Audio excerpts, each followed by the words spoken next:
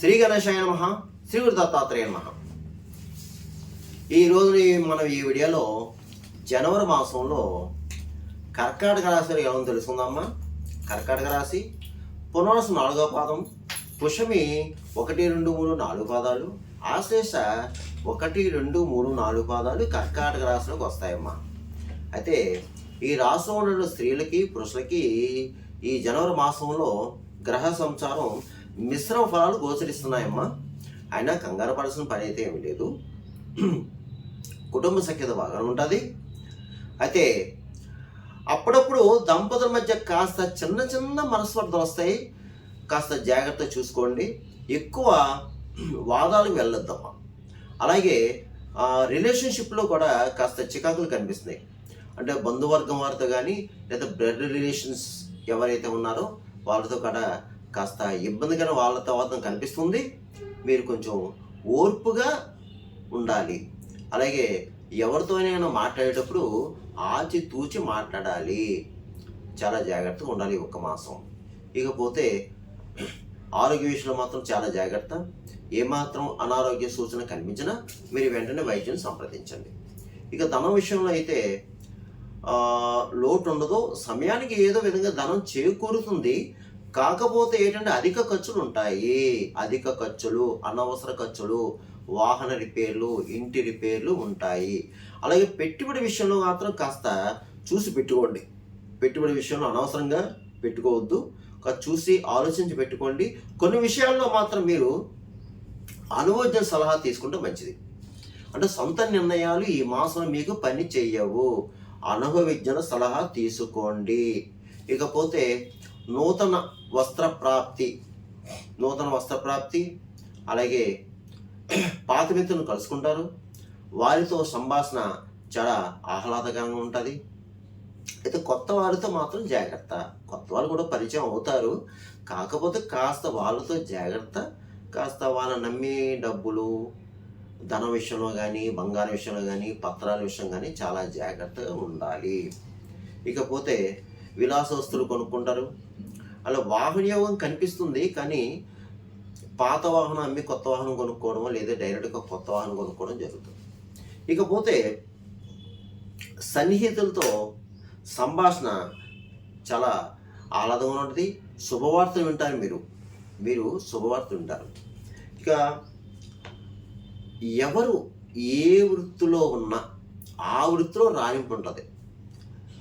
జీవనం బాగుంటుంది. జీవన విధానం బాగుంటుంది. అది మాత్రం పాడు చేసుకోవద్దు. మిగతా విషయాల్లో కొన్ని ప్రతికూల వాతావరణం, కొన్ని అనుకూల వాతావరణం ఉంటాయి. కానీ జీవన విధానం బాగుంటుంది. మీ వృత్తిలో బాగుంటుంది. మీ వృత్తిలో రాణింపు ఉంటుంది. వృత్తిపరంగా కాస్త పై మెట్టుకు ఎక్కుతారు. మిమ్మల్ని గౌరవ పురస్కారాలు లభిస్తాయి. అలాగే కొత్తగా కూడా మీరు ఏదన్నా కూడా ప్రారంభించుకోవచ్చు. అంటే వృత్తిపరంగా, వ్యాపార పరంగా అన్ని విషయాలు బాగున్నాయి. కాదు కొన్ని విషయాలు మాత్రం నేను చెప్పిన విషయాలు జాగ్రత్త. ఇక తీర్థయాత్రలు చేస్తారు, దూర ప్రయాణాలు చేస్తారు. కానీ ముఖ్యంగా ప్రయాణం చేసేటప్పుడు జాగ్రత్త.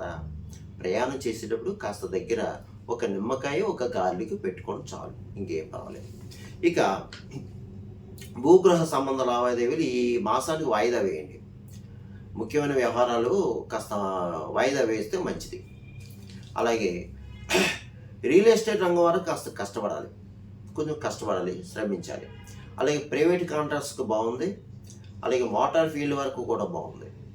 అలాగే రాజకీయ నాయకులకి కాస్త ఇబ్బందికరంగా వాతావరణం కనిపిస్తుంది. అంటే మీకు తెలియని శత్రువులు మిమ్మల్ని వెన్నుపోటుకోవడానికి అవకాశం ఉంది.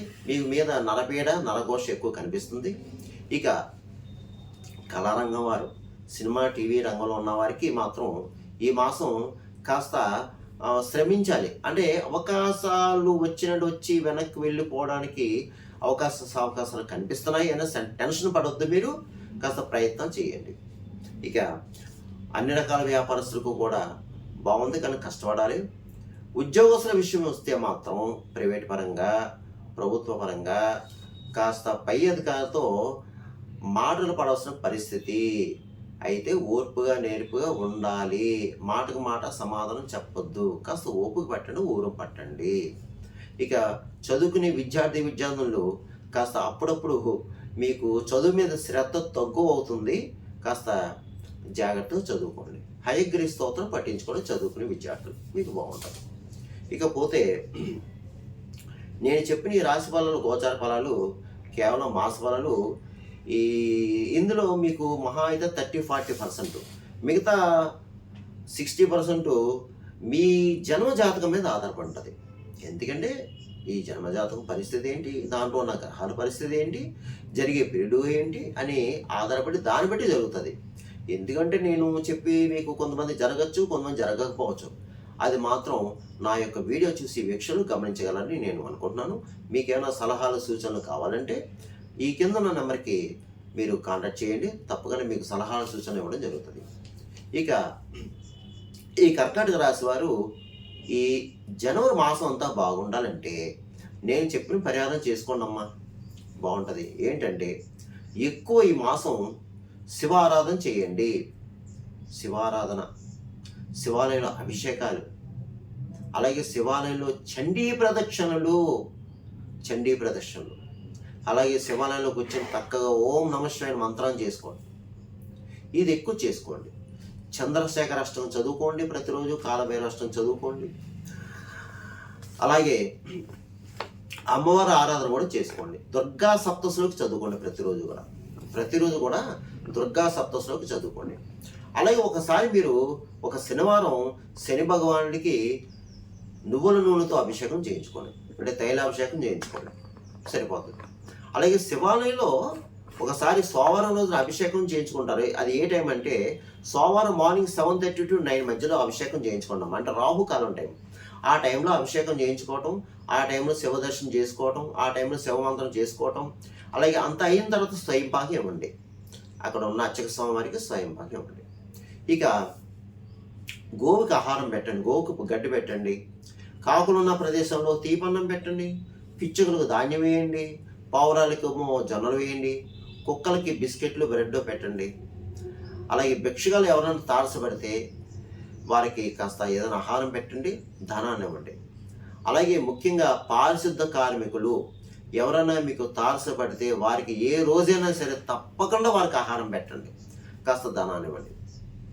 అలాగే మీరు ఈ మాసంలో ఏదన్నా వీలైతే ఒక పుణ్యక్షేత్రం వెళ్ళండి. ఏదో ఒక పుణ్యక్షేత్రం వెళ్ళి దర్శించుకోండి అమ్మా, మీకు మేలు జరుగుతుంది. ఏదో ఒక పుణ్యక్షేత్రం ఏం పర్వాలేదు, మీకు మాసం అంతా బాగుంటుంది. చక్కగా నేను చెప్పిన ఈ పరిహారం చేసుకోండమ్మా, మీకు బాగుంటుంది. నెగిటివ్ తీసేయండి, నెగిటివ్ థింక్ తీసేయండి, నెగిటివ్ ఆలోచన తీసేయండి, పాజిటివ్గా ఉండండి. నేను ఏదన్నా చేయగలను, సంపాదించగలను, సాధించగలను అనే పాజిటివ్ థింక్ ఉంటే మీరు ఏదన్నా సక్సెస్ అవుతారమ్మా. ఏం పర్వాలేదు, మీ అందరికీ కూడా మేలు జరుగుతుంది. సర్వేజన సుఖనో భవంతు, శుభం భవతు, స్వస్తి.